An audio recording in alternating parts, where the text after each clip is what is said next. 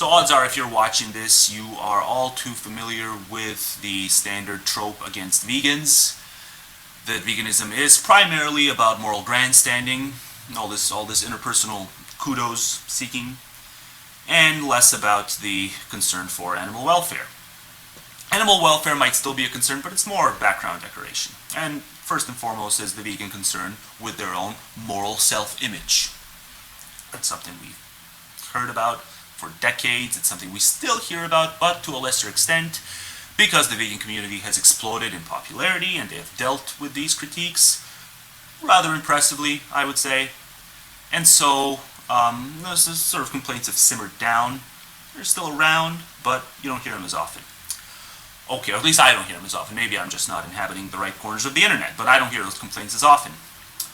But I need to just talk for a couple of minutes about how that complaint might actually be, when it's all said and done, more true than any one of us, like any suffering reducer, is willing to admit. Because let's face it, there's a difference between suffering reducers and vegans. And I'm not just talking about vegans who are only in it for the health benefits. I'm talking about ethical vegans. And to an extent, many ethical vegetarians. You can lump them into the same bracket here, just for the sake of simplicity and clarity. So I don't have to qualify everything every time I reference vegan. I mean vegan and vegetarian. So let's say you give the average vegan an ultimatum, as I tend to do when I engage them in these comment sections. Right, so what's better? Taking one individual who's a full-blown meat eater, just consumes meat left and right, every day, sometimes multiple times a day, is quite the appropriate factory farming subsidizer, and doesn't think about it at all in terms of moral concern.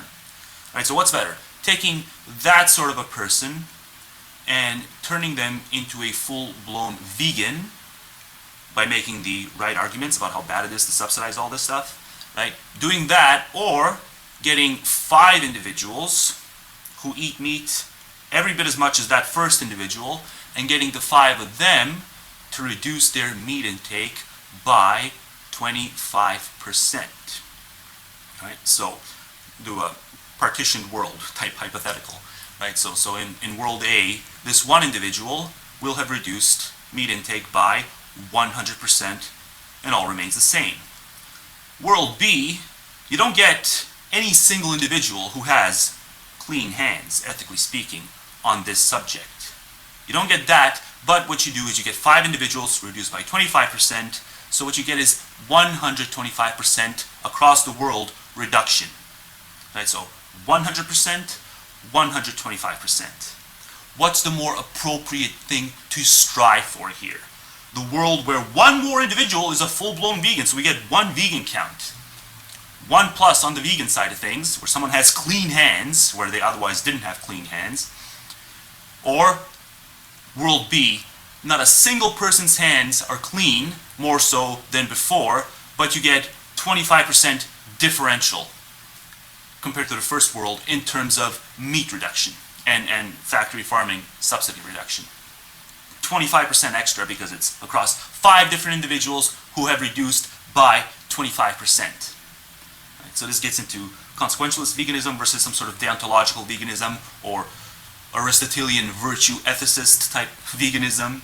And I'm just concerned that far too many vegans are thinking along Kantian or Aristotelian lines, and not too many of them are thinking along scalar, consequentialist lines. And I think that's a problem. And you can export that problem, and you can just see how much more patent it is when we're dealing with vegans who are wildlife non-interventionists, right? So you can take these two worlds, and the average consequentialist will say, well, it's better that world B come about because of that 25% differential, right? So no one's truly blameless.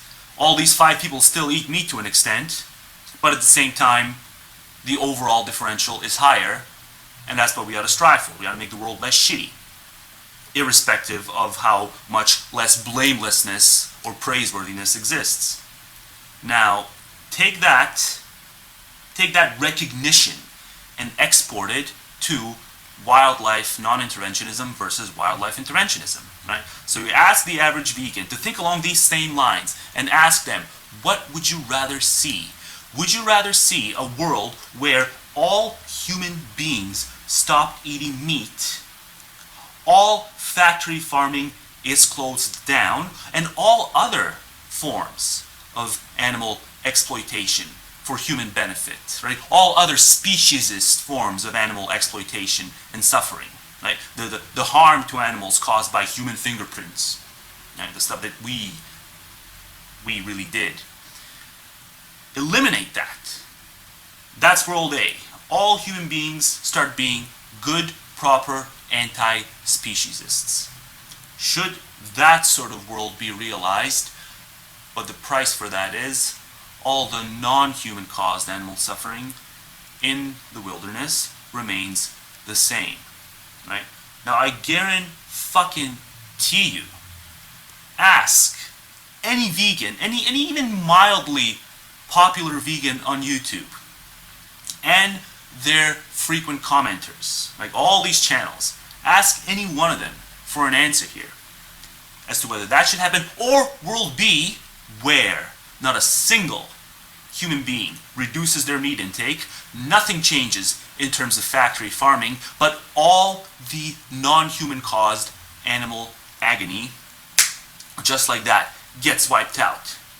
All the predation, all the carnage in the wilderness just gets wiped out, just like that. So nothing changes in terms of blame and praise. Everything changes in terms of impact. Right. Of course, we can grant that human beings are the only moral agents. No other species qualify for moral agents, but all sentiocentric components of ethics would still see all those other animals as qualifying for moral patient status. And that's what ultimately takes precedence. That's what ultimately has overriding normative import if you go by consequentialist assessments, as I think we should, and as I'm willing to argue for, as I've written about ad nauseum. And if you'd like, I can recite some of those arguments in the comment sections if you're not convinced. Point being, the majority of vegans are not convinced. Ask them, what's the better world? A world where all human beings start being proper anti-speciesists, but nothing changes in the wilderness, or the world where speciesism is, let's say speciesism is even ramped up, but all wildlife suffering goes out the window, just like that. You ask them, you're not going to get satisfying results. And this issue needs to be pressed, because I think the reason they're not giving the satisfying result here is they have not exposed themselves to the literature, and they haven't been challenged nearly as much as they really should be challenged by consequentialists who are primarily driven by suffering reduction. So there needs to be a sort of civil war, right, among the anti-speciesist crowd. And that's what I'm going to try to agitate for, but I don't know if I'm going to have enough support, because there's a lot of people who think that we should just take what we can get, right? And because vegans are right on the human factory farming scale, they're right on all these other practical concerns, that we really don't need to pressure them to go the next step. But the next step is such an important step, because the suffering in the wilderness is orders of magnitude more severe. This is unspeakable, incomprehensible, I would even say. The majority of us have not even comprehended, can't even grasp the levels of the suffering that exist that are caused by non-humans. So, and it ties back to the previous video on effective altruism.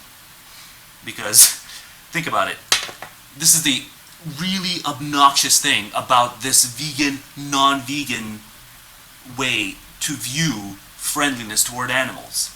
Like, so many vegans are just stuck on the diet component.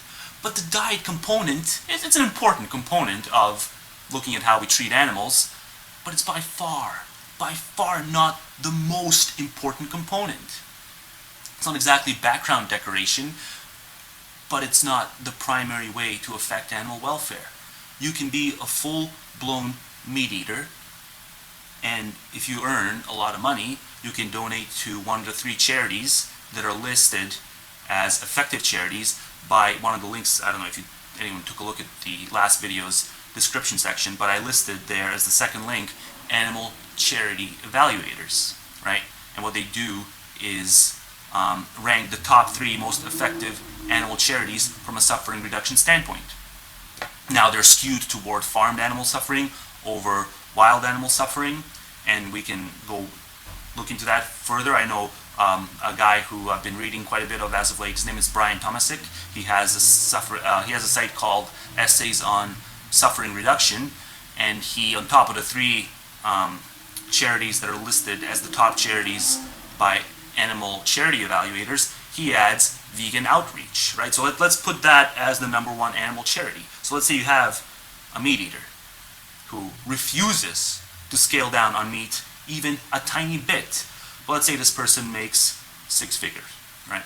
And let's say that a substantial portion of his disposable income is useless to him. He has no problems being a minimalist and donates annually, let's say over 50% of his disposable income to an animal charity like Vegan Outreach, or one of the 3 other ones, top ranked by Animal Charity Evaluators, right? So high impact charities from a suffering standpoint, right? So maybe he is more blameworthy, but that can only matter if you take seriously the distinction between doing and allowing. So on the doing front, he causes every bit as much suffering as the average meat eater. But on the allowing part, because he donates, he doesn't allow more suffering to take place, suffering that he himself did not cause. And that vastly balances out the negative he does on the doing standpoint. And it seems the average vegan is just completely oblivious to the fact that these differences are not amoral differences. They very much matter.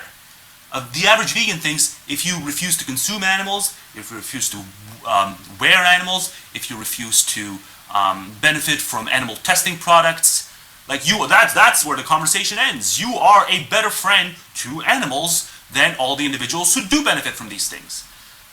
But again, that's only if you focus on the doing element.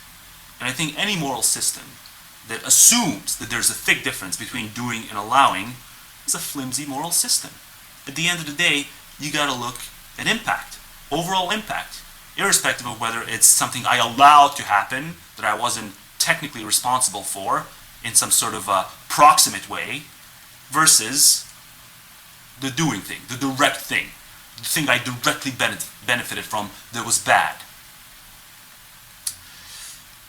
And because so few vegans actually think about ethics in any sort of systematized way, they don't even realize that they've internalized this difference between the doing and the allowing.